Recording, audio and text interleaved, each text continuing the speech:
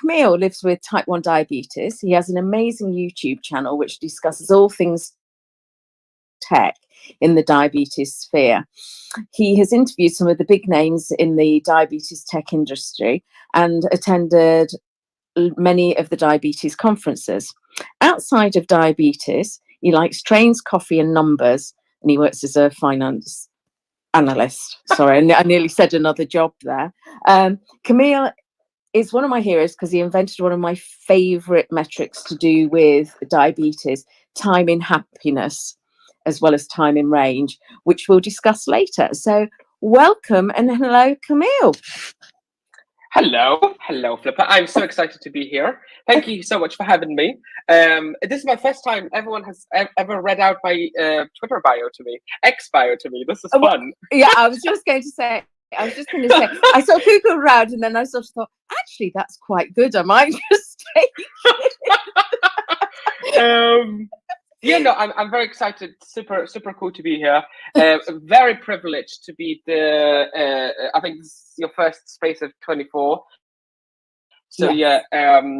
Hi to everybody. Hope everyone had a fantastic Christmas break and a kind of New Year period, and is ready to tackle the 2024 full of energy and happiness.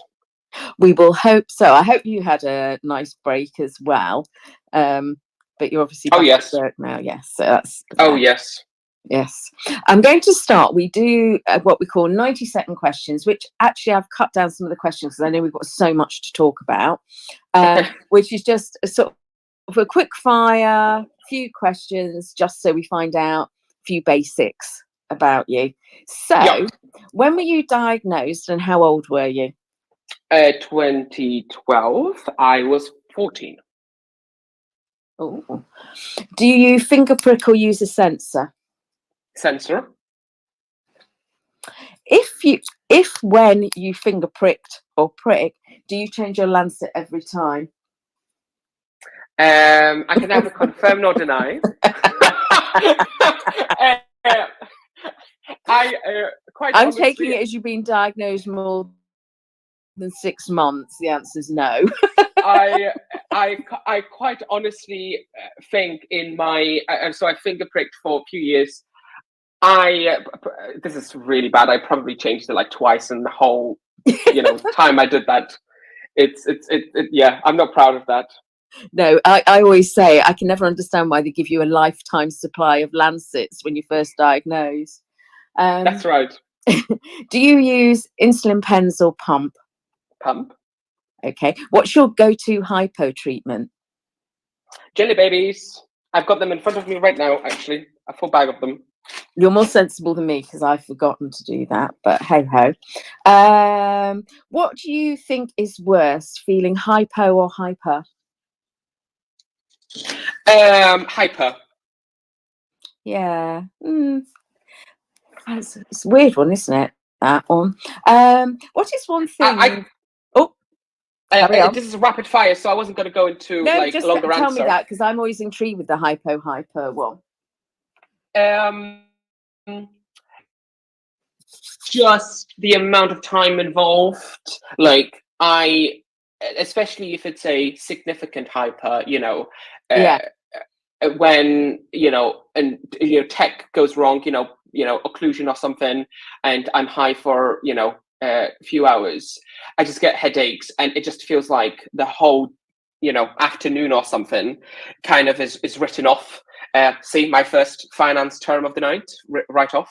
It just feels like the whole afternoon is written off when that happens. Whereas with the hypo, in my experience, a few jelly babies, and the interruption into my life, in my experience, is more compressed because I'm kind of back on, recovered within, probably 25 minutes. Although, as we know, research shows it actually takes your brain many hours to recover from a hypo. I believe it's around 8 hours. It actually takes your brain to recover from a low glucose level. But generally speaking, I recover quickly to a normal state. So that's my answer as to why hyper and not hypo. Even though it's your quick fire, I am now going to respond to that because I would be the opposite. Oh, see. I think with hyper, where I wouldn't feel a hyper unless I was really hyper. Do you know what I mean? I see. I'm not one of these who can tell if I'm just a bit high or anything like that. Wouldn't feel it at all. So if I do have a hypo, it's like when I'm ill, or like you say, text failed. And it doesn't happen that often. And even though it's really miserable, do you know, like they're so few, whereas hypos can just happen at any time, all the time, and be more inconvenient. Yeah. But these are your questions anyway. Nobody's here to listen to me. What is one thing that's a positive about having diabetes? Meeting cool people. Yes, definitely. And what's one thing that's a negative for you?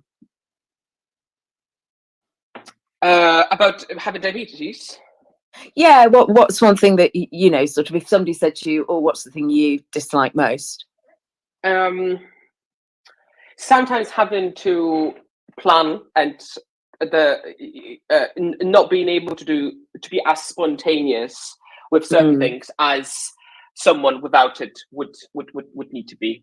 Yeah. If you asked me that question when I was diagnosed, I could probably be like, oh, I want to be a train driver. So I hate diabetes because I can't be. I don't think that's actually, I don't know if that's still true today, but back then it was. But yeah, today it's, most definitely just planning and having to, think about those things. Do you love or hate the smell of insulin? I'm Switzerland about it. Okay. That's a very good question. I never really thought about it. It's unusual smell, that's for sure. Like TCP. If you've ever smelled TCP, it's like a disinfectant antiseptic. Yeah. But it's interesting. I don't want to start a conspiracy theory here on your first night of the year, but I'm pretty sure someone has said to me that that smell, actually, a lot of it is from the way the actual bottles are sterilized in chemicals, and so I think the smell of the actual liquid itself, I'm not quite sure of like how that actually smells, if you know what I mean. Yeah. No, you don't get that. And this is one that I always feel maybe we should prepare people for this one, but I'm sure you'll be fine. If you were on a desert island, what 3 things would you take? But you've already got all your diabetes stuff, so you don't have to worry about insulin and stuff like that. Dear.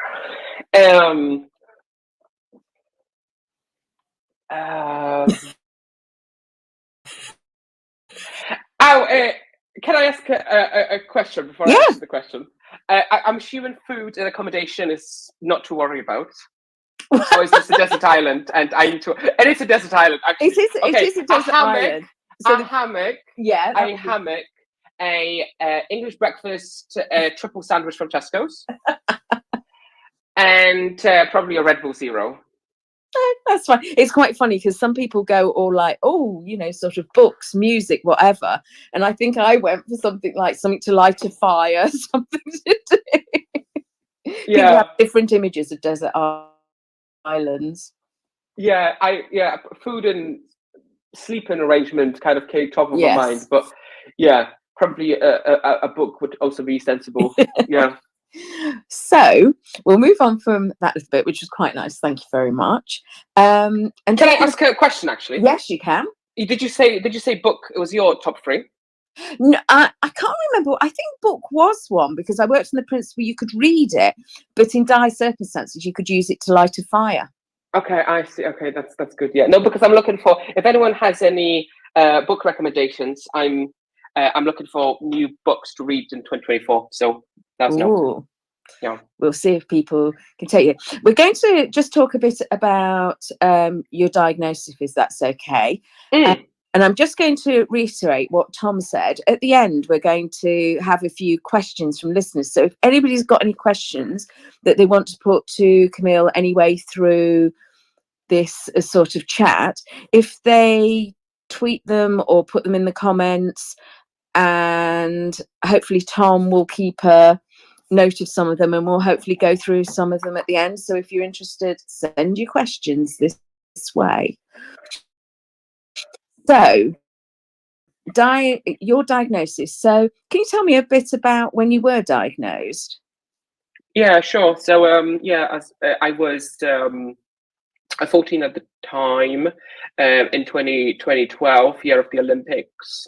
I think reasonably standard kind of diagnosis story. So I just lost a significant amount of weight, like really a lot. I mean, if you took 2 iPads and stuck them in front of me, you wouldn't be able to see me. I was that thin. Yeah. So just lost loads of weight, and my mum had a lot of kind of health problems in her life with her thyroid and hormones and things. So initially, when she noticed, a significant kind of weight drop with me, she was like, "Oh, it might be kind of the same story, repeating itself for my for my son." I'm an only child as well, so she was like, quite worried. So went to the GP, went to doctors, and she said, I've had all these things happen to me, and I just saw some of the similar symptoms happen to Kamil. Could we just do some kind of checkup, maybe some bloods and things? And obviously, when they checked for glucose, it was quite high. I can't remember the number, but it was in the really high double digits. And here we are, 12 years later. So really, your mum did brilliantly, because she prevented you going into DKA by the sounds of it. Yes, so I wasn't in DKA. Yeah, no, I wasn't DKA. I think we caught it reasonably soon, you could say. I mean, it's so difficult to kind of, establish just where my honeymoon was. But by luck, really, because like diabetes didn't cross her mind at all in kind of those thoughts that she had. It was kind of completely different, but massive. She knew something was wrong. She knew something was wrong, and I mean, we were like, I run to school, I was so, I looked great. I was like, so, like, I felt great.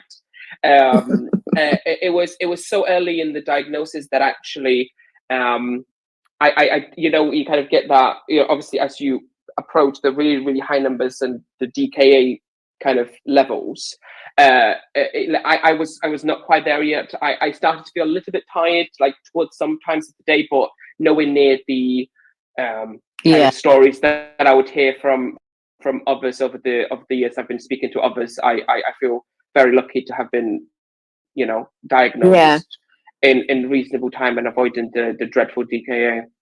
Although I did, So that was my diagnosis story. So you were saying there that sort of like your mom didn't think of diabetes. So did you or your family have any ideas about diabetes, or know anybody else who had it, or was it just, sort of brand new to you? So not in my family. Our next door neighbor, she had type 1 diabetes, and this, like, I've told the story a few times, and like, I actually was kind of very good friends with my next door neighbor. So she was a retired teacher in her 70s, well, 60s, 70s, I guess. We would play chess for and card games for like many hours during the week. So I actually got to see her injecting. She was in Pence. It's still in Pence, I believe. She was in Pence. So I saw her injecting for her afternoon snack that we had. Playing games. and you know, we had dinners together, etc. So so like mentally, you know, I could see kind of what type 1 diabetes was really like at that stage, because I was so, I don't know why, at that stage I always associated all of her other health kind of challenges with diabetes. So when the doctor told me that I had type 1 diabetes, I just thought of Mary, and like instantly started crying, because she had quite significant mobility difficulties, but she had 2 car accidents, and I just thought, and at that point I was going to dance school and I was really serious about my dancing career. So when I just heard of diabetes, I just thought, oh my god, I will never be able to stand on the dance floor ever again. So I just like burst into tears like there's no tomorrow, and I cried in the doctor's office for like half an hour or something. And and obviously my parents and the doctor, they just thought it was to do with diabetes. You know, you just this kid, poor kid, so sad that he was diagnosed with diabetes. But it was actually about the fact that I thought I couldn't ever dance again, which was obviously not true, because that was nothing to do with her diabetes. It was just her the car accident she was in. Yeah. So it just yeah, and she became my first diabete. Visited me many times. She taught me how to, you know, from carb count and all of that stuff. It was amazing to have really a mentor and a really good diabete from really one, and I felt really privileged with that. And at that point, I didn't even know what diabete was really, but yeah, Oh, no. I had one from day one. Yeah, it must have been nice though, having that sort of that you'd had a glimpse at what it meant. Yeah. And B, that, like you say, you learnt some of the, I always call it like the tricks of the trade. So the things that medical professionals with it 24/7. Right, and that's such a good point, because it's so different. I mean, everyone listening to this will know it's so different seeing someone just, you know, going around there every day, you know, having an afternoon cake and coffee, and seeing them just being normal, really. And you know, you can't really convey that message in the doctor's office. It's very difficult. No, that's right. So how do you, because you sort of sound like you cope with it really well, but for however much you say that, it is, at some point it hits you, I would imagine. So how did you and your family cope? Because obviously for them it's a shock as well. And if, I'm not saying if you're not an only child, your parents don't sort of, that sounds awful, doesn't it? I'm a third child. I'd have to juggle knives before I got no with it. As a family, you know, did you find it a difficult transition? So I would say the very first few weeks were good. I think I was kind of on board with the whole idea, you know, checking my glucose, finger pricking, you know, multiple times a day, keeping an actual diary, doing all of the things I should be doing. And then I just had a massive burnout phase for a few years. Yeah. Where it got really, really, really bad. Yeah, like, I mean, looking back, it was just, so irresponsible. But, you know, there would be, you know, significant periods of time where I would go without checking or finger pricking, like, and I mean, few days. That sometimes probably turned into like a week or maybe even longer than that. Yeah. Just a complete like, I just need to get on with my life. And, you know, that was, you know, my kind of 14, 15, 16 year, that's, you know, cliche, but it's never really an easy kind of time of your life, really, is it? So, so my, if you look back on my HbA1c records for that, you know, they were not ideal, but it was really not just the numbers, but it was really just how I was feeling. You know, and you can't really. That's why I'm so vocal about the time and happiness thing, because that's the story that you really can't like read from a notepad in the doctor's office or on a Dexcom screen. I didn't feel great. It was like the purest definition of just burnout. I also think, and I've said this on here before, but I will preach again. I do think that when I was diagnosed, and when I speak to other people and hear about the diagnosis stories, in whatever terms people have said, it's said to them, and some people it's said more harshly than others, but you're sort of warned about the potential for eyesight, that you've got to keep an eye on your feet, that, to keep well, you've got to do this, this, and this. At no point did any medical professional say to me, and actually, psychologically, this can be tough. Right. Or expect at some points this is going to feel overwhelming and be too much, but that's not a problem, come and talk. Or even at diagnosis, because you are going through a cycle of grief, really, whatever anybody says. When you read a cycle of grief, I think most people will be able to see the journey they went through. And nobody warns you of that. And I always think, because I did the same, I went through a period where I didn't test, I injected insulin. I never didn't inject, but that was about as much as I did do. And I always think that is part of the process. It's like part of grief, that you're not accepting that it's happening. Do you know what I mean? It's like, well, yeah, I know you've told me that, but no, it's not happening. not believing you. I'm going to carry on. And so I actually believe that it's part of that. And I do wonder if at diagnosis we were given more educational support around the psychological side of it, whether people would cope better in the long run. Don't know what you feel on that. Yeah, no, I absolutely agree.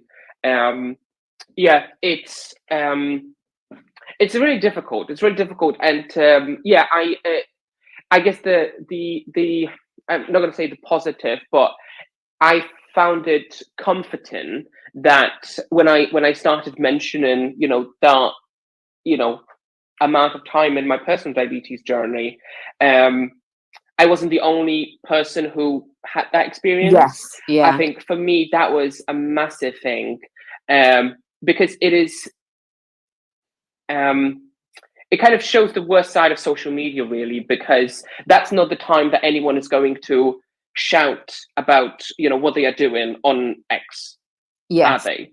And I think by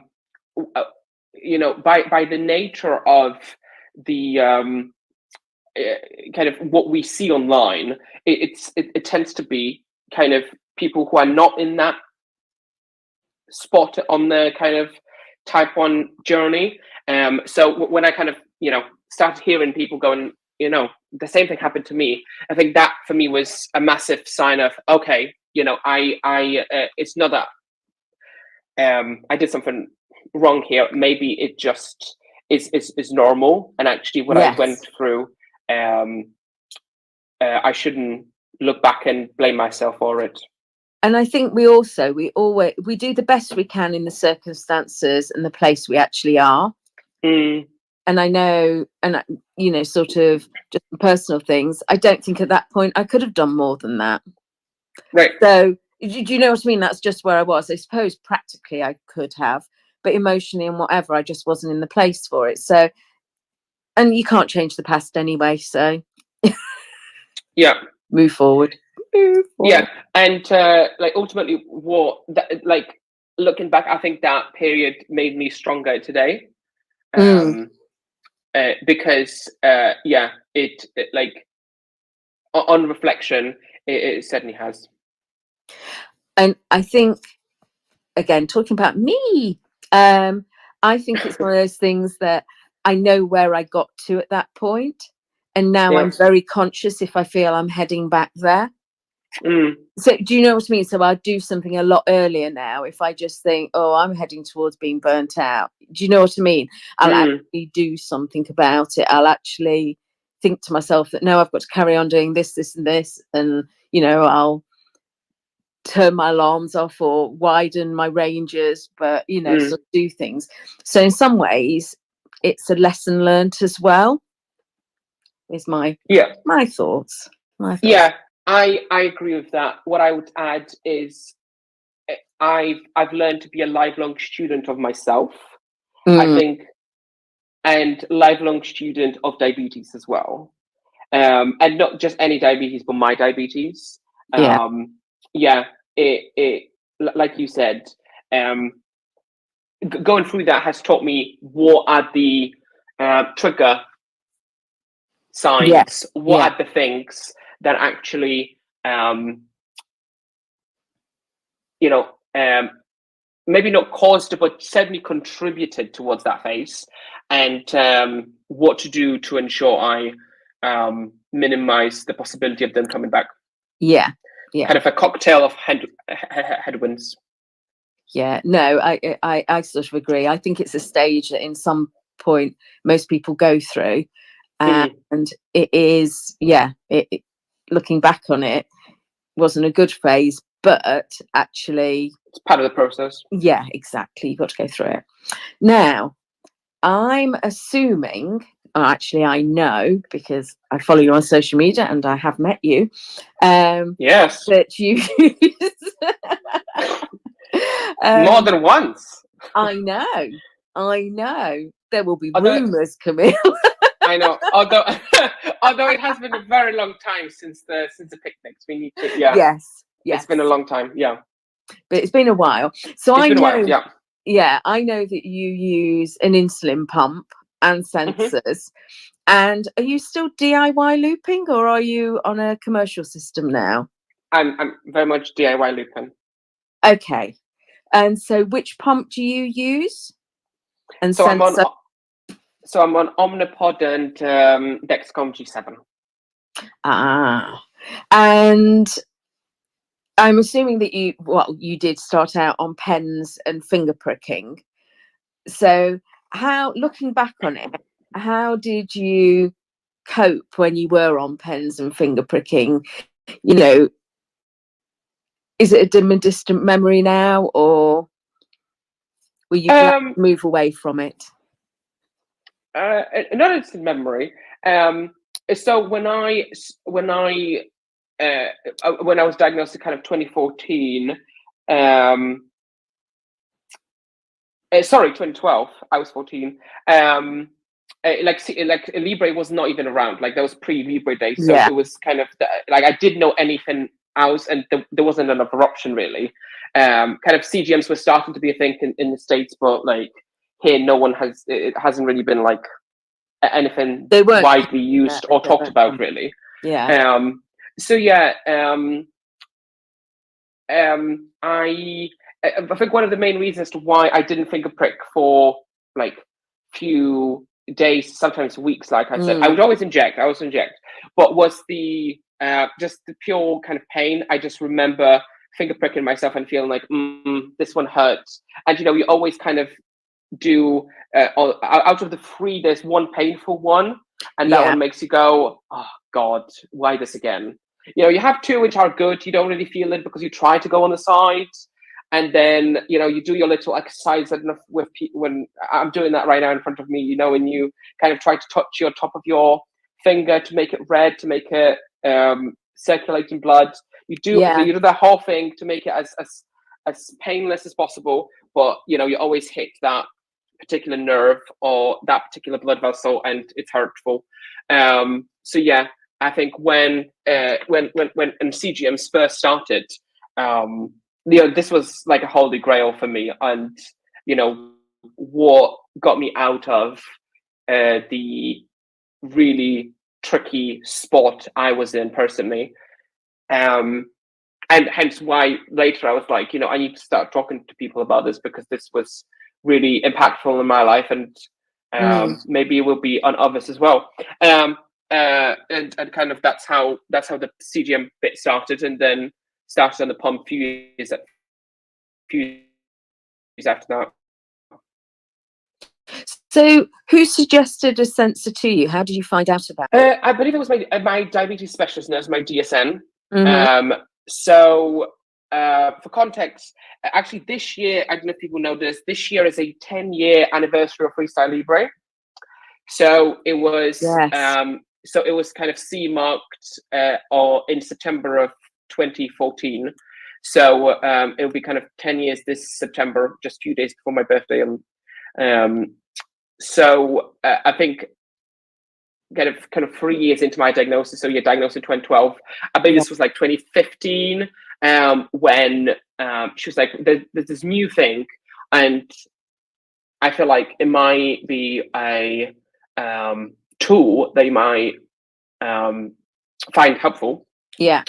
And I just remember, I actually remember so clearly my first ever CGM reading. I was in so she applied it in the office, and then I went to I was living in Manchester at the time, and I went to the Oxford Road McDonald's opposite the train station.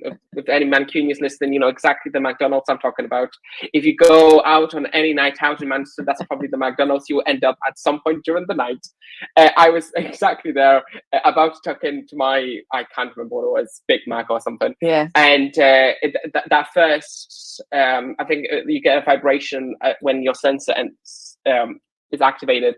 The 1 hour after they apply it, and I just looked at the number and I was like, oh my goodness, this is like, it knows, like, how does it know? You know, it was just absolutely mind-boggling. And you know, a few weeks later I had to 2 weeks later I had to stop using it, because I think this was like a free trial, and it was all self-funded at the time, and you know, £100 a month was so much money. We couldn't afford it straight away, but after a few months, my parents managed to get me on it, and it was just absolutely brilliant. Yeah, I like on average, I remember I had something like 30 scans a day or 35 scans a day. That was an average. Just I think it kind of went from zero to hero, like from, you know, sometimes it was a bit obsessive, isn't it, when you first it's so obsessive. I kind of went from doing you know, one check every 2 weeks probably to probably doing one every 20 minutes. You know, actually doing something. It's so funny how we do things without knowing, you know, that there are other people doing exactly what we do, and they have fancy names for them. You know, the sugar surfing methodology, right? Which I didn't know exist. Like, I didn't know, never even heard of that back then. But you know, looking back, that's basically what I was kind of trying to do. You know, seeing really what is happening to my glucose after, you know, exercise and food and etc. It's so lovely you saying that. I remember that because I was just thinking to myself, as you were talking, I was thinking, when did I start using sensors? When you said in 2012, they were, you know, sort of not common. And I was thinking, must be 2014, because I had one of the, before Libre was launched. The Navigator. Sorry? The Navigator? No. Abbott's gave each hospital, I think it was either 5 or 8 sensors and readers that they could give out as a trial, you know, just see what it is to some of your patients. And I heard on Twitter that some people had got them from the hospitals because the hospitals had them pre-launch. So I thought, well, in for a penny, in for a pound. So I emailed my DSN. I said, I understand you might have some samples. Yeah. And ended up being the first person they put one on. Wow. I had them in the room looking at me as they applied. You know, but like you, I just remember, I just couldn't get over it. It was mind-boggling. Yeah. Just being able to see your readings. So you had your sensor, and that obviously was a big success. So what about starting on a pump? Who suggested that? You know, sort of, what was you thinking behind going on a pump? Yeah, so it was my team, my endo. Quite the beauty of continuous glucose monitor is you get continuous data, and you know, quite quickly we could see just the significance of my dawn phenomenon. So I believe on average my glucose would routinely, and I mean, when you did the 24-hour average graph, it was just like so clear, would go from, you know, your kind of 5-6 territory at, you know, 2 a.m. to around 14-15 by kind of 8 a.m. in the morning, at a, you know, 40-degree you know, upwards graph. So I think we went through few long-term acting insulins, the trying to do a 12-hour then a 24-hour. I can't remember the actual insulins we used, but we tried a few options to tackle that. But ultimately there was just nothing on MDI that really could tackle that in a way that we really wanted for my management at that time. And it kind of on the more personal level, you know, at that time I was a lot more tuned into my diabetes than, you know, 2-3 years earlier. So actually, you know, seeing you know, that kind of number every single morning, I really wasn't happy with that. And it meant I ended up, you know, often skipping breakfast, because I was like, well, if I have carbs now, I'm going to be 20 by, you know, in no time. And then, you know, going to college with that kind of number, you know, couldn't concentrate on the whole thing. It just needed a pump. So I got on the pump. I got very lucky to get funded for an insulin pump from the NHS. But that's brilliant, that is. And so you've sort of said that you had it like for Dawn phenomenon, and I think, like you said, I think when you have different iterations, I remember what I would say for significant things for me was when I did Daphne. I'd already been type 1 for 17 years, and I was diagnosed in a time that they didn't do carb counting. Never done carb counting. And then I got this thing with a formula that doesn't always work, but better than a guess. And it was just miraculous. And my standards sort of changed a bit because I could sort of manage it a bit better. And then I got a pump. That was for me. I got a pump. And again, because I can manage it better, my standards got even tighter. And then I got a CGM, and it was like obsession doing that. So do you remember when you first got your pump, how quickly or easily you managed to get it sort of dialed in? Because I always think sometimes people see it as this nirvana that, oh, I'll get a pump and then it'll be whatever. But actually, I know with me, it took quite a bit of work fine-tuning it and learning how to use it to its best advantage. Yeah, no, that's a great question. So from memory, I always I thought pumps were pumps at that point, but they always, when every single person, you know, talked about a pump, whatever it was, I just always had this vision that it is what we would today call like almost like a full closed loop, right? Yes. That you get this thing and like boom, like basically you don't need to think about anything, as if it's like the Steve Jobs came out of his grave, designed the best like medical invention imaginable. Diabetes is cured. We are done. Let's get a gin and tonic and go to the pub. Yes. So when I actually when the team actually started talking me through what actually they could do and how they actually worked. First of all, it was just mind blowing to me that only one type of insulin was put into the pump. I was like, what do you mean? How do you get your long acting? It was kind of, you know, 101 on how to get a pump, and it was then, and at that point I was like, well, surely, you know, you have this continuous data and this insulin pump, there has to be like, you know, almost like my, without thinking about it, the, you know, we are not waiting brain just starts kicking in without probably thinking that it's a thing. So I go on a pump. I remember I had problems with the data, maybe problems is an overstatement really, but I remember struggling with the quote unquote the simple things, like the air bubbles in the reservoir, the things that actually you would never have discussed when you are choosing a device, because they so hands-on, they so kind of practical. One of the key reasons as to why I've done a video about how to pick an insulin pump. It's not healthcare advice, it's consumer advice. And one of the key messages in that video I always said was, if you're thinking of a device, speak to a user of that device who's using it today, because they will be the best reviewer.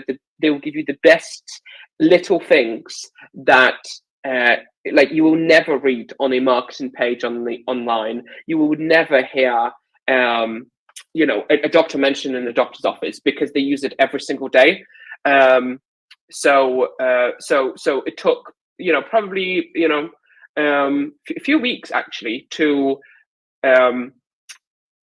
first of all familiarize myself with the pump concept, but also to dial my background ratios correctly, so we could tackle the dawn phenomenon, which was kind of irritating thinking back, because I kind of expected the dawn issues to disappear. So for those unaware, dawn is the significant increase in your glucose level between kind of midnight and early mornings because of hormone production in your body. And for some people that happens significantly, for some people it doesn't. No, and I think that's really important.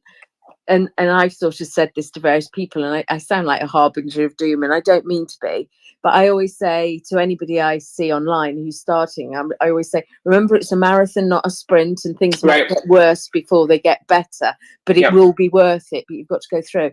And I don't know about you, but for myself, when I initially went to the pump, I thought it would be less work, because I wouldn't be coping with compensating for long acting not working for me. A bit like yourself, I had problems with it not being consistent over the 24 hours for my needs.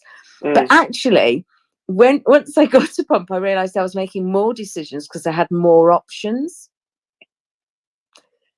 which because if you're on insulin, you can either take insulin, not take insulin, or eat carbs when you're on injections. That is all you can do. Well, you can go for a run or something, but basically. But once you've got a pump, it is like, I can alter how I bolus for my food. I could turn my basal down. I could turn my basal up. I could delay how I do things. Do you know, like, you've got so many different options. Yes. There's a lot to learn, isn't there, really, to get the most out of it? Yeah, I remember being so overwhelmed with the split bolus. So the idea, you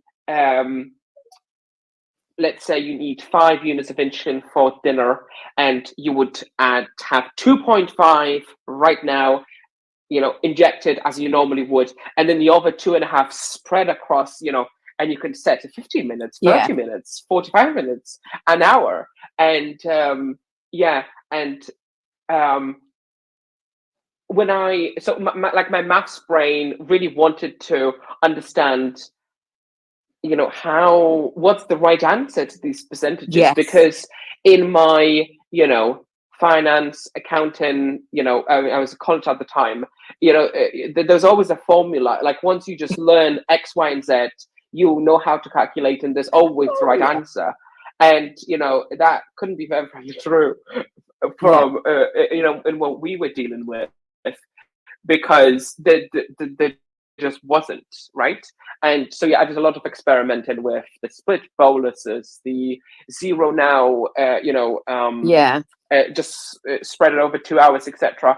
I wish we met, because I would have taken notes, because I thought that was a great piece of advice you said before we opened the floor. When you try something like going to the gym, etc., make a small note as to whether that worked or not, because I just remember doing it like willy-nilly, really, and should have taken notes as to what worked and what didn't.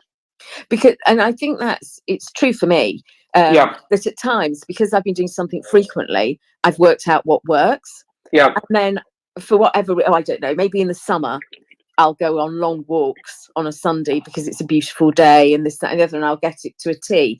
And then because it's winter, I stop doing that so much because it's muddy and horrible and I don't do mud. And every time I start again in the summer, I think, really should have written down last year what really worked. Right.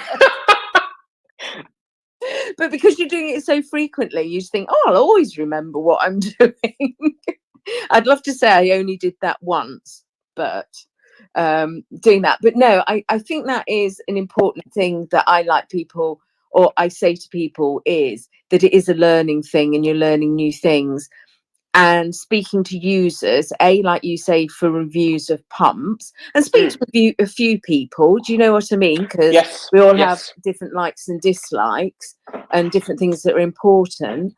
But it is the silly things that are the things that make a difference, aren't they? And also with little tips of how to use your pump, like temporary basal rates were just a revelation when I started really playing with them. Before I was looping. So yeah, no, that's great. Right, time is a going, and so I shall start on some of the things. So I know that you have an amazing YouTube channel. Love it. You do great videos, reviews on new products, news, and what's happening and things like that. So when and why did you start your channel? Well, so thank you, first of all. That really is so nice. And I always like chuckle when people say that, because like to me it's just so much fun. Like, but yeah. So how did it start? So I always had a creative side that I felt like I could never quite, it's kind of difficult to express yourself creatively when you work in finance, I suppose. Yeah. I mean, you kind of be creative when you work in finance, but you end up in jail when that happens. So before YouTube, I had a written blog, which was terrible, and I was a terrible writer. And I did just that form, and it was not about diabetes, it was about cooking, actually. I auditioned on Junior MasterChef, which ended terribly. I had the face of my life where I just fancied cooking, so that kind of ended around the I guess probably a year or two after I was diagnosed. And then I did, like 2 years of kind of doing nothing creatively. And then when I think it was after college, just before I went to university, because, at 18, 19 at the time, I thought, well, let's pick up that kind of creative thing, and knew that written kind of way of expressing myself didn't work out for me. So I thought, and YouTube was always something that I was interested in. So I thought, let's try that. And that kind of corresponded with the, been on Libre for a little bit now. Actually, this has really been so like transformational. So those two kind of, me trying to do something creative once again in my life, and me using tech, which has been transformational, collided. And also, when just generally, I always felt like a lot of the information online on, the things I was looking for, the tips on like how to use Libre or how to apply Libre properly, etc. All of those things were so oriented at healthcare professionals. I just felt like most of it really was not created with users in mind, with actual people with diabetes in mind.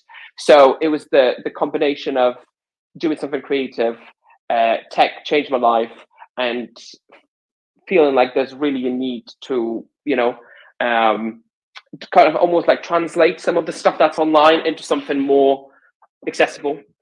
And also, you obviously have a passion for it as well. Yeah. No, I genuinely, once like I said, even when they were putting the pump on, I was like, well, there has to be a way of using the continuous glucose monitor data. Like, it's mad that it's not connected. Yeah. So it was certainly from day one. And I love tech just generally. it's one of my things that I definitely love with trains, both passions. And how did your channel take off straight away, or was it a slow burn, or how did you feel about it? Oh yeah, I sound like that's a loaded question, and I don't mean it to be. Oh gosh, yeah, it took forever. I remember being so excited. I had like 50 views or something, like a few months down. I was like, oh my god, 50 people have seen it. No, it did take a long time, but I genuinely never really paid attention to that. What I cared a lot more about was I can't remember this specific comment, but someone saying, oh, actually I watched that video on whatever it was, 10 hacks on how to use Libre or something, and that really helped me with breakfast or something like that, and kind of that almost feeling that sense of paying it forward, and at that point I didn't know what that was, but looking back, that's kind of what it was. Because I knew that my DSN did that for me, because I could have my life back in the morning, having this information and having this tech, and just sensing like someone else got a similar amount of value from it. Was those were the only things I was paying attention to. And I think that's one of the things I think about the community as a whole. Is I always think we're very open to try and share, not push something on somebody, but share, hey, this is what I do, and it's really helped me. And some of the tips that people have said, and some of them, I don't know about you, they like hit you in the face like, why have I never thought of that? It's so obvious. Right, so true. So true. So you sort of set up this thing. So I know now at the moment, because I watch your videos as well, that you have attended quite a few conferences, which is brilliant, and fed back information. And you've also spoken and interviewed some of the heads of diabetes tech companies and their technical people. How did that sort of transition happen to sort of be able to get these people on your channel, and it to take off a bit, really? That's a good question. It kind of happened really organically, I think. I can't remember what kind of started that. I think I've been a big fan of Diabetes Connection in the States. Stacy Sims, she does a fantastic podcast, kind of mostly kind of US oriented, and kind of and there were few similar voices in the States, because obviously the community there has been going for way longer. And with Stacy in particular, I just always felt like she had such a fantastic way of really speaking to those people, and especially challenging them on some of the things, some of the decisions, and kind of hearing the whys as to why certain things were happening in the space. It's sometimes very difficult to understand the the decision to go ahead with a particular product or to discontinue a particular product, and I felt like there actually was not a lot of voices like that on this side of the pond. No. So I kind of felt like maybe that's something I could do, and I thought I would at least give it a go.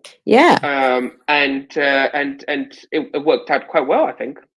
Oh no, you've got access to some of the people. I'm amazed at times at the questions you're asking them, and they're there. So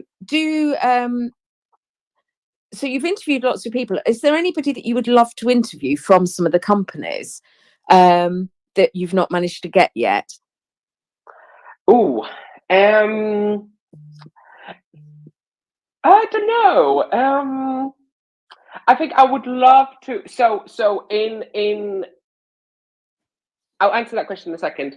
In 2024, generally, I'm hoping to speak to more, obviously continue with the big names that everyone here is familiar with, the the Dexcoms, the Medtronics, the Abbots, etc. But also speak to there have been so many startups, often founded by people with diabetes themselves or parents of people with diabetes, who are really making so many cool things. So that's what I'm hoping to do. In terms of who I would love to maybe speak to some of the people who were involved in like design and CGMs, like actually coming up with the idea of a CGM in the first place. They probably, most of them are probably retired. They probably don't work for any of the Dexcom or Abbots. But if I could, speak to someone who, came up with the idea in the first place, I think that would be cool. Or that'd be fun. Kamil, we're too chatty, the both of us. And are you okay staying around a bit longer? Because I'm only about halfway through. I've got a whole afternoon, so no panic. So no, that's fine. So let's move on to diabetes tech a bit, because you've said your sort of journey, but now I know that you are the font of all knowledge on these sorts of things. So I'm sort of thinking after it just from the general thing of people who are looking at tech, starting using tech or different things like that. What do you feel is important for people to think about? And you mentioned earlier that you'd done this when choosing and using tech. What are some of the considerations you think people should think about? Just a small question. Wow. Okay. So why? I think you have to ask kind of yourself why. And if you get in a piece of tech just because everyone on Instagram is talking about it, I don't think you get in it for the right reasons. And it's as simple as that. Simple as that. I think it just like with any whether that's a new glucose monitor, CGM, pump, smart pen, whatever it might be, probably my top consideration would be to speak to, like I said, as many people who already use it as possible. Because it's the little things. It's the how does customer service work? Do they reply to emails urgently? Do they have a 24/7 help desk? Are the people there helpful? Just because they have a 24-hour help desk doesn't mean your problems will get solved super quickly. We know what. You still have to wait for the next day that the office is open so they can do anything. It's those things that I think are just as important as what does the app look like, right? And I think also one thing that I didn't consider, but so far I've been very lucky, I'm touching wood as I say that, is how quick they are with supply of consumables, and how they deal with shortages, because some companies, from what I read on social media, are not as efficient as others, shall we say. Yes, 100%. And yes, some are worse. Some are worse than others, and there are actually many factors impacting, so supply chains. In the UK, probably more. I've heard from a lot of people who are really concerned with Brexit, for example. How impacting and many other geopolitical challenges happening around the world. So certainly important topic to think about. And I think shortages can happen to everybody. Do you know what I mean? There could be a fire somewhere or whatever, but I think it's also how a company deals with the shortages is as good a marker as just we haven't got any. and I think hopefully for most people listening to this, the whole point of getting tech is to make diabetes a smaller part of your life. And if the cost of that is having to, be on the phone 3 times a day because you cannot get a straight answer as to when your shipment is going to arrive because they having problems with their warehouse, etc. Like that's not how that's supposed to work. Yeah. There isn't the net benefit to your mental health and to your actual well-being that should be happening. Yeah. And I think it's also your first thing of why you're getting something. Because I often think, I know for me, a bit like you with Dawn Phenomenon, I was the opposite. I used to hypo between 2 and 4 o'clock most nights. Right. And whatever we did, I hypoed.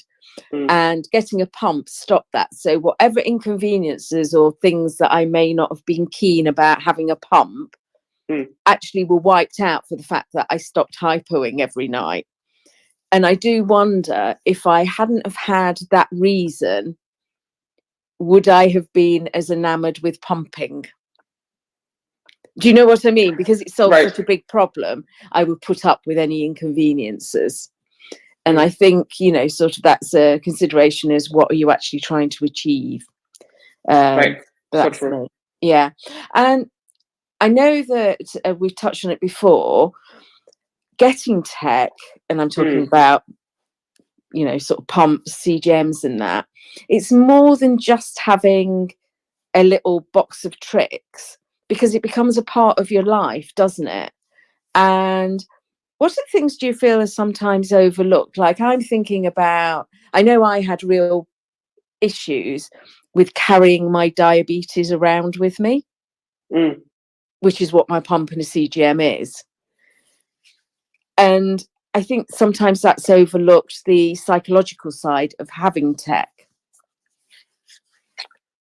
Yeah, very well said. I like to think that there's certainly a stigma, and I think I've seen people stare at like my Libre in the supermarket before, and that used to make me quite uncomfortable, actually, because it's none of their business. But I think hopefully it's changing. I think seeing people, a representation is such a colossal thing here to mention, and I'm sure it has been brought up in many chats before. Seeing the heads of state, mainstream AAAA celebs wearing them day out, day in, makes a big difference. But it's not just that. That's the story that often you kind of often hear on social media. It's great to see the Nick Jonases, the Theresa Mays of the world wearing them. But what I like to say is, think about how you make it other people when you just doing that in your day to day, and just think of how Mary made me feel when I was diagnosed, when I saw another person, and she wasn't wearing tech at the time. She was injecting with pens. That made me feel great, because I knew that I wasn't the only person. So actually, it's seeing the everyday people doing those things that, for me, really made the difference. I often speak with marketing people at all of these companies, and I say, so much of your marketing tends to focus on some of the most impressive people in the world, who I adore, who some of them I call friends, people who climb Mount Everest with diabetes and do all of these things, and it's amazing. And I always talking about it reminds me of the scene from 13 Now 30. Is that right? The movie where she was like, well, we just need more everyday people. So actually seeing the everyday people around you wear CGMs, I think it's the key. So just think about that. Think about the impact you can make on people around you when you wear it. And I also feel on that point that I choose when I have my tech on display and when I don't. Yeah. So I have to be honest, like with my CGM, I usually put it in a place that you're not going to see it. Yeah. But that doesn't mean that if somebody did see it, it necessarily upsets me. That at times I just don't want it. But I love the fact now that I can spot people. Yes. And I will always, well, mostly I will say hello or point to my sensor and point to theirs or something like that. And I've had such lovely interactions with people who are not people I would normally chat with, you know, just through a little interaction of like pointing at theirs and pointing at yours. And I just love that's part of the community, because you're both eager to talk. Yes, I stopped a random tourist in the middle of Covent Garden once, and I think he was part of some kind of school trip or something. Poor guy. I think he couldn't speak a word of English, and we had the most loveliest interaction, because I just pointed. I think I was wearing Libre at the time, and he pointed at his. This was in the summer, and I just felt like I made an amazing friend, and I just remember that moment so clearly. I literally ran after him just to be like, hey, I'm going on these as well. It was special. That sounds like one of my friends, Claire. I think she was on a holiday in Spain, and all of a sudden this Spanish woman came up gesticulating and whatever and gave her a hug. And Claire just didn't know what was happening. And so the woman then sort of gave her a hug, stood back, showed her Libre, and was pointing at him, pointing at Claire's. Yeah. And that's kind of, it's so amazing, because that's exactly what I was just saying. It's that representation at your surrounding level. Like, there's something really special about seeing people in your like everyday environment being like you. It's a very different feeling to the incredibly aspirational, you know, people with diabetes who, you know, do the wild things that I will never do in my life.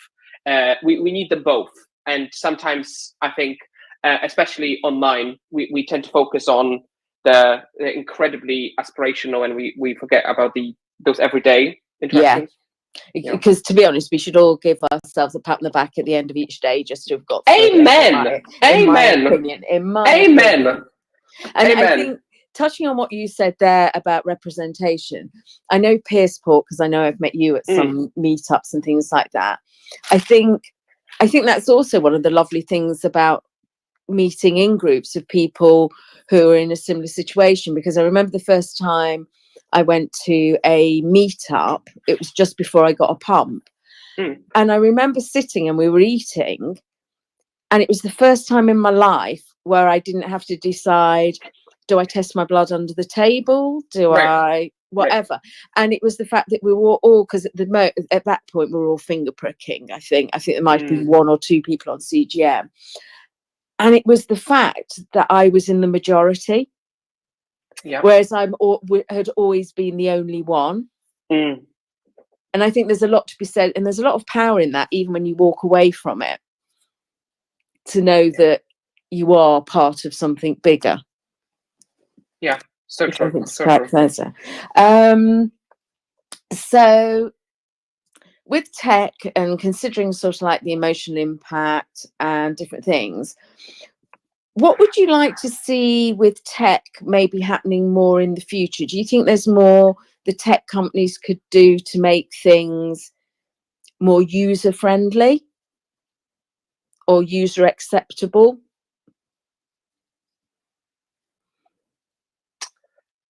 And the reason I ask this is because I do feel that a lot of tech, and it may be getting slightly better, but I think it's a slight, they design things for what healthcare professionals say we need, rather than design what I would want, be that features or also shape, sizes, practicalities. Yeah, no, I agree. I think at a more fundamental level, it's interesting because this comes back to representation. I think I would like to see more focus groups with people living with diabetes. I would like to see more people with diabetes employed by these companies. So there is kind of true representation internally. but not just. I think we've been lucky as a community to see people from the community actually work for some companies kind of full time and actually mostly in marketing positions. But I would like to see that expanded not just to kind of the sales side of these companies, but kind of across the board, so that there is representation in more teams. On a more kind of practical, hands-on level, I agree with you. They are still looked at fundamentally as a medical product, which I know obviously they are medical products, but I think letting a more customer first methodology into design would be helpful, and that is both physicality of them and the apps, the design of actual user interfaces. What else? I think representation when it comes to ensuring we do clinical trials on people from different social groups. I don't know if this is the area that your question was covering. So no, if this is not, but I so often see products approved based on clinical trials, which were and these products were only tested or mostly tested in urban, really usually wealthy neighborhoods, because the people who go to the diabetes clinic, the hospitals where they are tested, statistically tend to be better off, tend to be educated, and voices which are not part of that social mobility group are not represented, and their considerations are not taken into account the next time they design in products. And I think there is also a way that they do sample it, because I know I've done, not necessarily for a new product, but I've done like a research study and stuff like that. You've actually got to have the time to attend the appointments and do what needs to be done, because they're during working hours. They're not in the evening. And I think also a mix of ethnicities and social groups and ethnic groups, but also of different ages and different sexes, because as a female we have a lot of different hormonal changes compared to a man. 100% sign up to all of that. I think it's the industry has been diabolical at this for decades. I believe I was watching John Oliver's last week tonight on HBO, and he was doing a piece on healthcare or kind of medicine or something, and I believe it was like a breast cancer drug or something like that was the clinical trial for it. Like, this was obviously, we're talking like probably 100 years ago, but it was like tested just on men or something. Like crazy, female breast cancer, this was. As following up from what I said, more representation, social economical background, but also, gender, sexuality, body types, skin color, all of that often gets forgotten. And the whole process, not just clinical trials, but also marketing. So many posters from so many of the medtech products, tend to have, reasonably thin, white, 20-year-old guys, usually wearing lycra, or girls of kind of similar demographic. So that was a change. And my template would be that they need people in at an earlier stage of design. Because it's okay commenting on something that's already made, but they're not actually going to change the size, shape, whatever at that point. And accessibility plays such a critical role here. So there are more people than ever over 60, for example, wearing CGMs. Actually, when you have a look at Dexcom G6, applying that thing when you have slightly reduced mobility is not easy, right? Because I don't know if anyone has used the G6. You have to remove that little safety thing on the top of the button, press Yeah. it.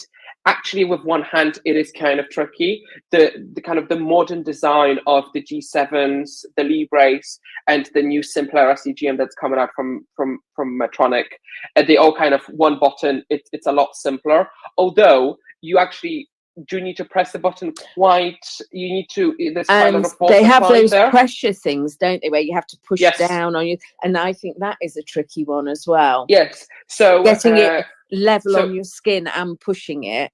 exactly. Yes, that's right. Do you know So what I mean? You need yeah. quite a dexterous thing, unless you're going to have it on the front of your arm. Yeah, so I think there's a whole and more and than there's anything also visual impairment, which I right. never get.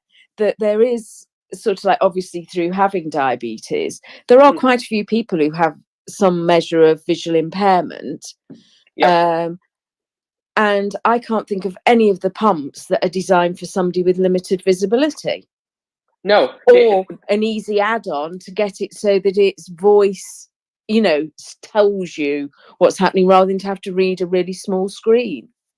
The only way to use pumps if you have visual disability is to use DIY, because actually Loop, the Android APSs, they work with the voice over when your phone reads what it says to you. That's the only real practical way of doing it, which is just a failure really of the of the service. Yeah, absolutely. We'll move on because I've got too much to talk to you about. That's the problem, Kamil. So in the world of tech at the moment, I know that you've had a few videos out recently, and there's been some updates on Libre 3 in the UK, or is it just England, being added to the formulary in the UK, which means potentially, and I say potentially, it can be prescribed.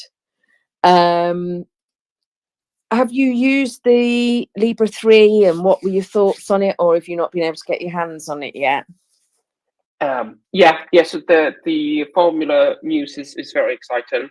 That should improve access to that particular technology for many people in I believe England to start with, but I think it should be rolling out further. So I have tried a Libre 3 some time ago. Kind of a super quick summary. It's a tiny sensor, and when I say tiny, it really is, really, really small, minuscule. It is still round. Abbott kind of owns that kind of circular design, kind of famous with the regular Libre. It's just teeny. It's just much smaller. I think 70% smaller is the official kind of number in terms of volume. So if you were in Libre 2, you can just imagine. I found it to be incredibly good, like wearable to wear on my body. I've never been a fan of the app that actually serves it. So like most of my criticism has always been towards the digital kind of side of it. I think that the actual device that you wear on your arm is great. I think they could improve a thing or two with the app, and it would be even better. But I suppose the big thing with Libre 3, from my thinking of it, is that it is or will be integrated with a lot of the hybrid closed loop pumps. Correct. And so then you would be using the pump interface, wouldn't you? Correct. So as of today, it's already pumping with the Yupso pump. Okay. So is that with the CAM APS? Correct. That's right. Yeah. So the UK's only AID tool, and actually, if you think about it, UK's only I'm thinking of this, but I'm pretty sure I'm right. UK's only kind of diabetes tech thing that has been created here, because all of the the Dexcoms, the Abbotts, they are kind of US. Medtronic is kind of Irish and American, but they're headquartered in Ireland. So the Cambridge algorithm with the Insulin Pump from Switzerland and Libre 3. I know a few people on the continent already using that and really enjoying it. Brilliant. And it's Is exciting. Libre 3 issued here yet, or is it still sort of? At one point, was it? I get muddled up with them, so I apologise. Wasn't it on limited release through certain hospitals at one point, or am I imagining that? I believe that's right. So it's not available direct to consumer. That's yeah. But it is available on the NICE funding. NICE funding through your diabetes clinic. Yeah. So if you have funding for the kind of full CGM, regular CGM, so like Dexcom G6, G7, so like Dexcom the G6 or Medtronic G7, Guardian sensors. Exactly. You can get Libre 3 if you didn't want the G6 or the G7. But I believe that's still in very limited numbers in just few hospitals. So I now coming to think of it, I don't think I know of anybody in the UK who actually managed to, who is getting them regularly. No, I know because it was a while back. What is what I'm thinking? I'm glad I remembered that correctly, because I started to doubt myself when I started talking. Yeah, I had a feeling that there was just a couple of hospitals that people trialed it, but I don't know if they continually used it or just had it for a few months. But I suppose one thing I'll just say, just from what I've read on social media, so do correct me if you think I'm incorrect, that Libre 3 won't be a straight swap like it was from Libre 1 to Libre 2. There is a cash difference in them. So it is likely, but who knows, that a lot of health boards will need a reason to prescribe Libre 3.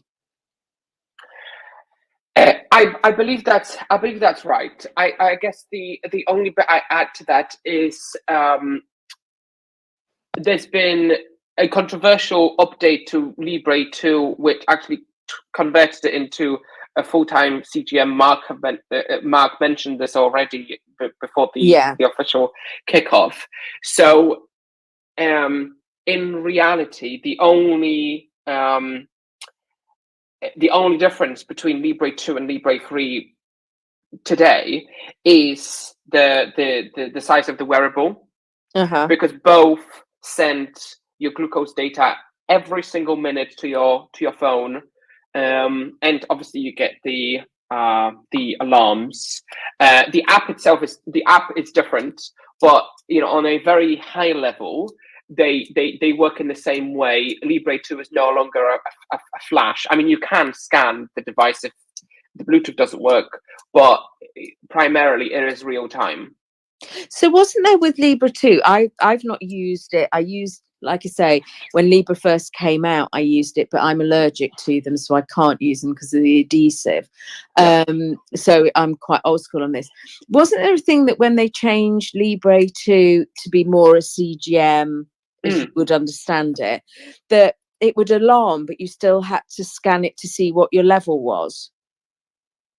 Was that originally? So it would alarm to say you were high, but you'd have to scan to see how high you were. That's exactly how it worked originally, yes. Yeah. So that's how Libre 2 worked for many, many years. I mean, I don't want to get into too technical, but basically the Bluetooth information that was sent every minute was included a lot of information. For simplicity, Abbott decided to only alert you with you are high or you are low, still requiring you to scan to actually get the number value. And then this was a few months ago, they did the update. So the reader still works like that, but the app on the phone now actually shows real-time data every minute. It shows brilliant. the number and the value. Now, the update has not been perfect, and I've heard from users saying actually the Bluetooth connectivity isn't as robust as maybe they would have liked, and they still have to scan occasionally. But from what I heard, they were teething problems, and I think the situation is slightly better now. But Okay. yeah. So my sort of takeaway from this is that Libre 3 is smaller and more compact and a nice little design, and integrates with pumps. But basically, if you're not integrating with a pump, its functionality is now roughly the same as Libre 2. Correct. That's exactly right. Yeah. Okay. And in a very similar way to kind of how on Dexcom we have the Dexcom One, which is the on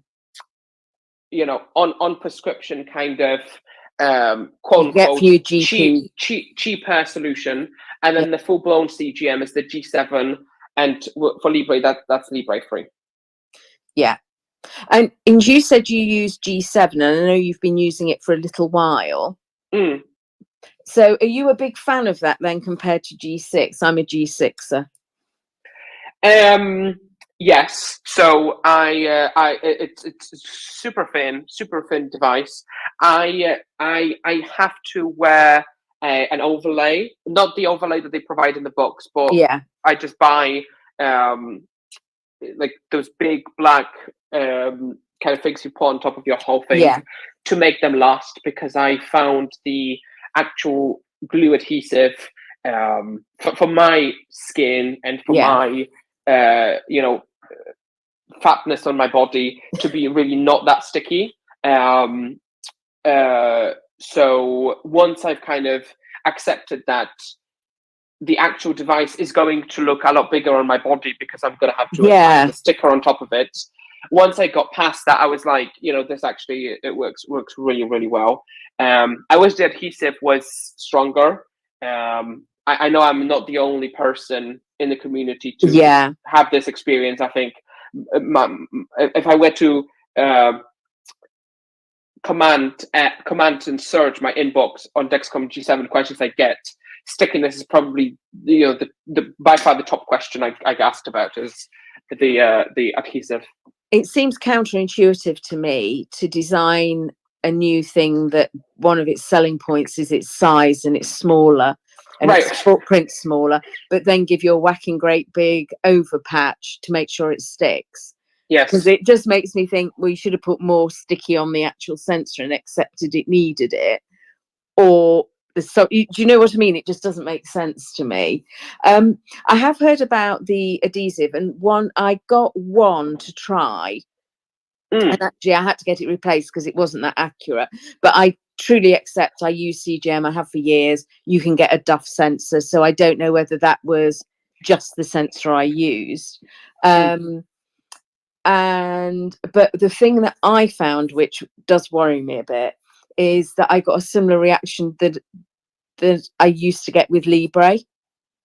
Right. Okay. And I heard rumours from somebody else who said, "Oh, I think that," and I don't know if you've heard the same. So this is purely because I'm nosy and of self-interest. That somebody had heard that they had more people reacting to the G7, that they might be considering changing the adhesive. Well, I think they've certainly heard people talking about it, because it was something that a lot of people have fed back to them. So I wouldn't be surprised if they make changes to the adhesive. It's a good point. I remember when I think this was Dexcom, when they changed the adhesive and didn't really tell anybody about it. Yeah. So I think that's what I personally worry about. I can tell you the expiry date. I used to tell you the expiry date of before and after. With the G6, and hopefully that's something that I understand on a high level as to why, like, it might seem like such a small thing, the chemicals you use to, make, but actually, when you're sticking it to your body every single day of your life, actually, it makes a big difference. And at the moment, what they've got, because like I have a quite severe reaction to I've not tried it since Libre 1, so they could have changed the adhesive, but I don't think they have, by what I've read. But I react quite violently to the Libre ones, or did, and I had to take off the G7 because it was itching, and I had like a red mark on my arm for a while. And it seemed strange to me that Dexcom would knowingly do that, because part of the Dexcom selling point at the point when I switched was that Dexcom was more expensive, but they used different adhesive, and I didn't react to it. So having a choice of 2 adhesives and 2 different makes sort of makes business sense, because you're going to pick up what the other one can't. If somebody can't use the other one. Yeah. And another thing I've read about G7 is people having more connectivity problems with it. Mm-hmm. Do you find it more sensitive to that than the G6? Yes. I talked about it in my review. There doesn't seem to be a magic formula for it. Personally, I've noticed heat and warmth really make a difference. So to give people an idea of timelines, G7 was approved. It's kind of a good story actually, and I hope my endo doesn't mind me sharing it. So it was like the press release that it was approved went out like 8 a.m. and my consultant called me, and this was like 11 a.m. and I was actually in Manchester visiting my parents, and I haven't spoken to him for a really long time. It felt like a long time, and we just had a usual catch up, and it's like, yo, it's good. And I was like, oh, did you see the news this morning? The G7 is coming out. And he was, oh, that's actually what I'm calling, because Manchester was one of the first clinics to get to get patients to try it. Yeah. So I was like, I can be in your office in 15 minutes. If you want me to be. But he said, no, I don't have them here, but I had them. They shipped them to me like I think a few weeks after that happened. So I managed to get my hands on one quite early on, and but the reason I'm saying that is because I kind of started wearing them, around April time when it was still reasonably cold-ish, and then through the summer, and then obviously kind of late 22, and I really noticed more signal losses when I was outside, like on an evening walk in the colder months. Oh, okay, yeah. So that's, and I flagged that in my video but obviously that's just my personal experience, and I know, but some the technical side of me thinks, well, Bluetooth doesn't, like, weather shouldn't impact Bluetooth technology, so this doesn't make any sense. But that's just my experience. I've just noticed them when I'm doing these things, but maybe there are other reasons. But quite a few sensors. I know definitely Libre, or is it the Libre that gives the message too cold? That's right. Yeah.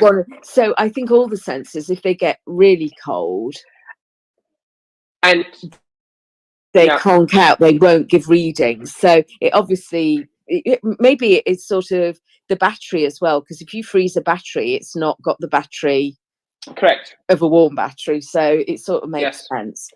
Yeah. Now I'm going to move on. I'm skipping a couple of questions I had because we've got too much to talk about. So looking ahead to 2024, that's just begun, what are the things that you think we can look forward to in the technical sphere?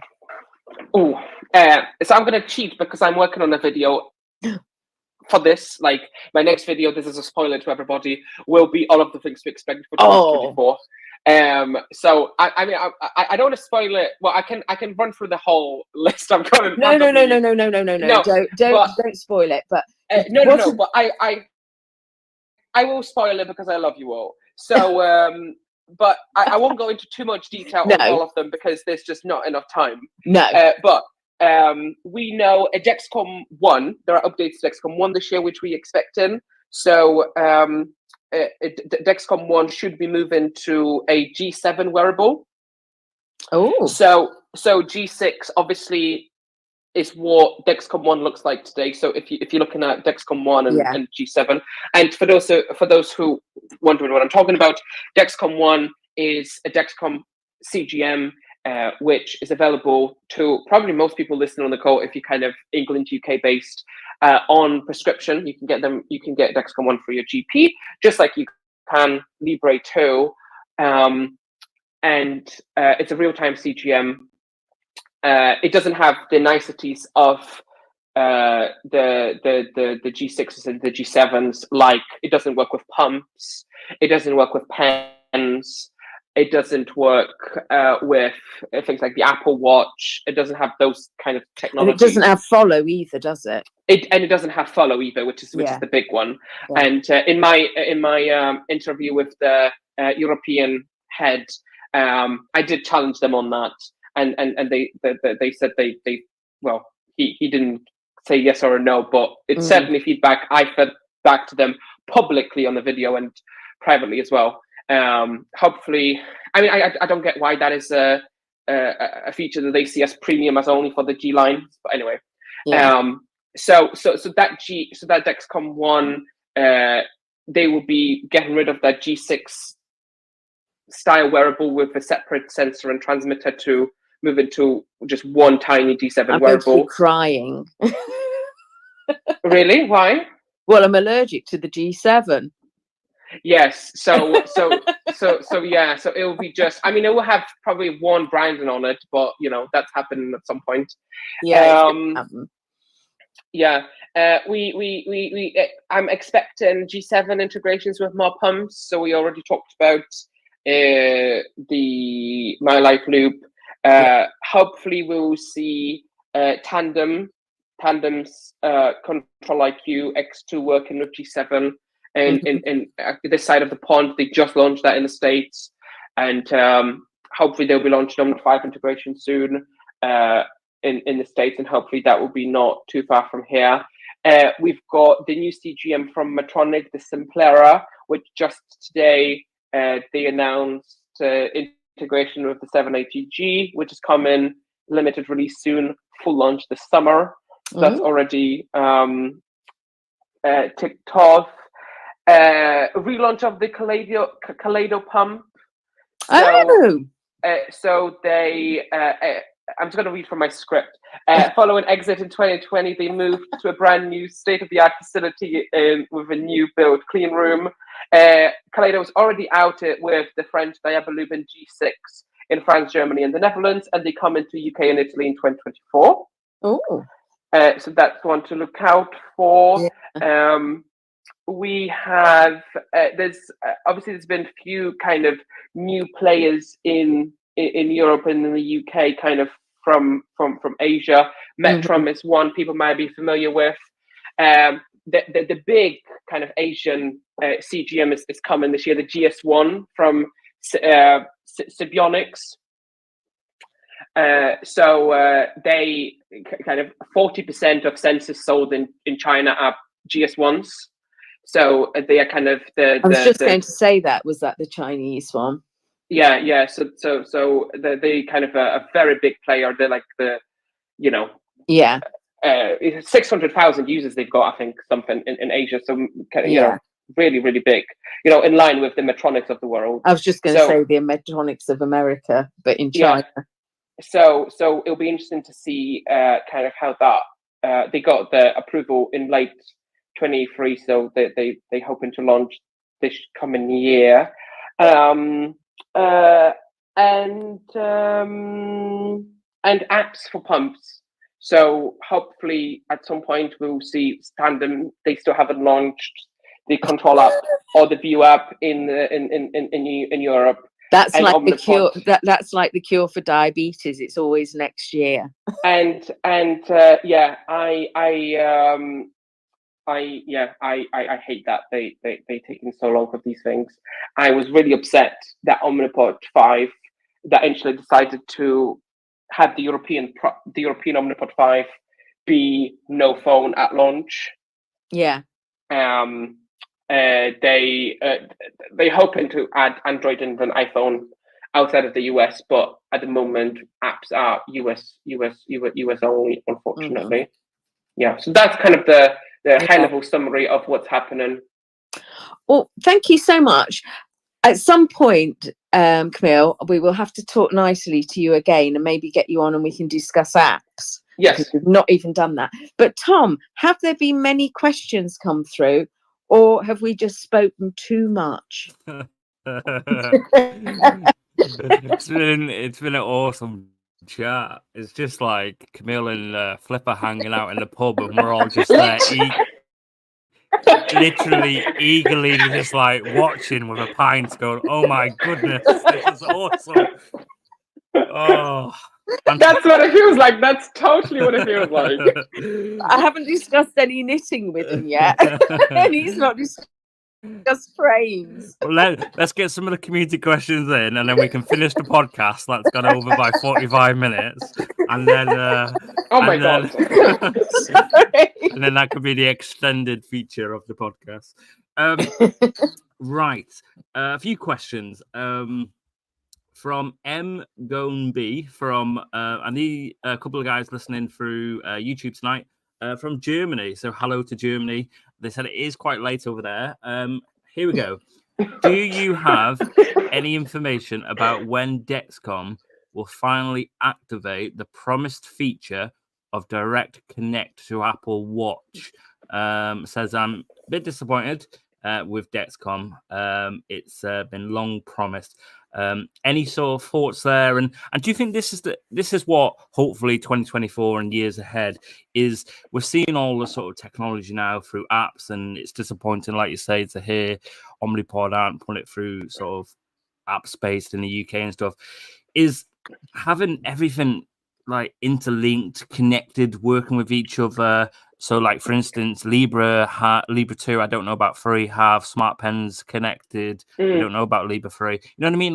That we're looking at a sort of future now that things are talking to each other in one place rather than 3 or 4 places. And a lot of people now, Kamil, as you're fully aware, have like smart watches, Apple Watches or other watches, and maybe are doing it DIY themselves through different apps and stuff that I'm aware of. Any thoughts on that?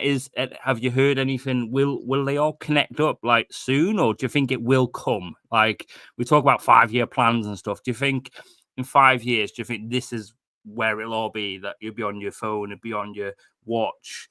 Will it be all talking and singing and dancing together, right? Yeah. So first of all, I should say this is a terrible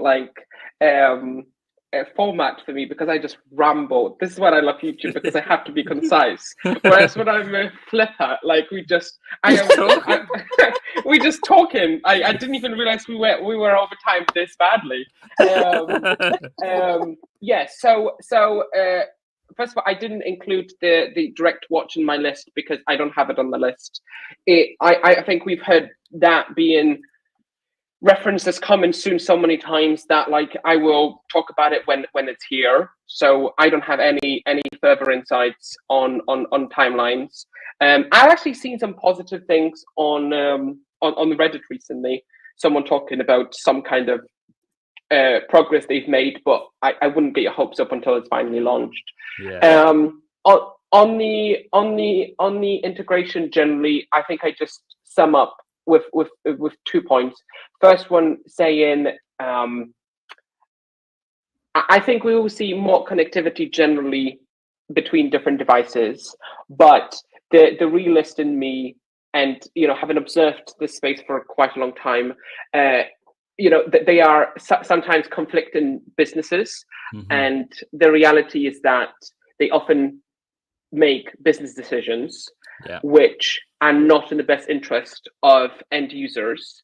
I often think, and that's why you said before about having people who are living with diabetes in part of these sort of team discussions and parts of it, because we're the people that are using it every day, and you know what I mean, surely the feedback from the community would be greatly appreciated. Right, and it's as simple as, why isn't Netflix included in the Apple TV app?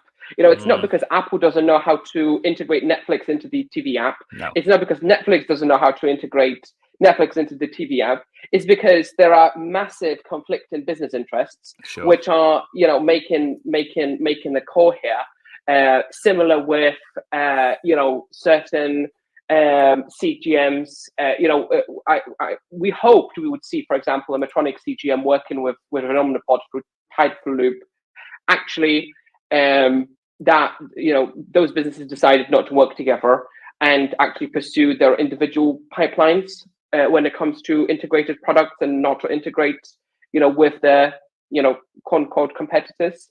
So I think we will see more integration generally, but I think we need to be mindful that unfortunately they are businesses, and there are sometimes massive business conflicts. If we were the ones part of this, we'd be leading the way, and everything would be in one app, and it'd be doing everything. It'd be talking between the CGM and the pump, and it'd be all there. But hey, next question. Wonder if Kamil can explain the difference of Libre 2 Plus to Libre 2 in the UK, apart from the slightly extended wear time. Yes. So Libre 2 Plus is a new kind of sensor which came out in the US. The main reason for it is the American regulator didn't approve the original Libre 2 and Libre 3 as a CGM which can be integrated with pumps because of the vitamin C challenges Libre had. So background, if you took a lot of vitamin C's like in tablets, your Libre results would be less accurate, and that was kind of something that FDA felt like was too much to work with pumps. They've now fixed that problem, so the Plus sensors have slightly modified so that vitamin C minerals do not impact their accuracy. So the UK regulators, that's not something that has been a problem here. So we will, I don't think we will see the Plus sensors kind of making their way to the UK. I think it's just a way of kind of approving a sensor that can work with pumps in the States. Yeah. Brilliant. Yeah. And now we're heading to Australia. Belinda says, Kamil, if you could choose only one device, CGM or pump, not hybrid closed loop here, which one would you choose and why? I know both they talk to each other, especially in this day and age. But if you had the choice, what would you go for? CGM, data, simple. Next question. Great. I've learned to do this quickly now. I'm getting better at this. Is having sort of CGM, can it be overwhelming? A question with too much data available to the person, or is it about, do you think, the education, learning about the data and responding to it appropriately? What do you reckon? Yeah, it can be really overwhelming. It's something we touched on with Flipper as well. My 30 scans a day when I got my Libre. It can be really overwhelming. They're not as popular, but there are what we call blind CGMs. So there's the Libre Pro, which is you wear it for 2 weeks and you cannot see any data from it. It's it's only for healthcare professionals to observe your glucose level without kind of seeing the numbers. If you're really worried that you won't cope with the overwhelming amount of information, but you still want your healthcare provider to see what's happening, a blind CGMs is an interesting option. What are smart pens? Great question. So they are insulin pens, injection devices which record and store all insulin injections and save them on your smartphone or a compatible app or the pen itself, so that they can be analyzed and help you with decisions. Do you think they'll be available on Dexcom? Because they're currently obviously available on Libra. I think that's the plan. That's with the G6 and the G7, but not with the one. Right. Yeah. And with the Libra, it's not a question that's come through, but I thought I wanted to mention when they did it, when they converted it to CGM, the time and range disappeared. Right? Was there a reason behind this? I don't know the reason. No. Can't comment on that one. Sorry. Let's have a look. See if there's anything else. And I think that's it from what I can see. Thank you so much, Kamil. Was there anything else, Flipper, in this like extended diabetes chat tonight? Can I just whole sections out? Can I just have 1 minute? Go I just for wanted it. I just wanted to touch on time and happiness. Please do. Yes. Yes. Because this is something I really wanted to make sure we touch on. So if someone is listening and they haven't heard of this, this is just a kind of a thing. There's no name for it. I describe it as time and happiness is your time and range plus mental health, right? So it's just a shout out to once again linking the conversations, thinking about the why, and thinking about yourself when making those decisions on tech. Thinking about the sustainability of them and the long term. When that fresh gadget feel goes away in 3 months' time, you need to make sure you consider the am I going to actually benefit from using something longer term, and how is that going to impact my well-being, people around me, my mental health? So and I believe that's what we should optimize our diabetes management for, is time and happiness. Here. 100%. Yeah, definitely agree. Yeah. Do you think, though, potentially with so much data available that people can potentially get quite trapped in the sense of they're tracking their data more than they would previously with finger pricking? I know things have evolved and changed for the better, but do you think sometimes if they see their numbers maybe going a bit high, I need to quickly, you know what I mean? It can get a bit obsessive, I guess, and that's talking from my experience. I've been in previously. Oh yeah, 100%. Like my looking back, the scanning Libre 40 times a day, I think was excessive, and it can be incredibly overwhelming. And it's really the part of tech that doesn't often get talked about. And hence why I'm screaming from the rooftops about it. Super. And what's to come next, Kamil, for you this year? Obviously, you said you got a video on the horizon. Anything else you're up to, other than your day job in finance? Just enjoying life. Just trying to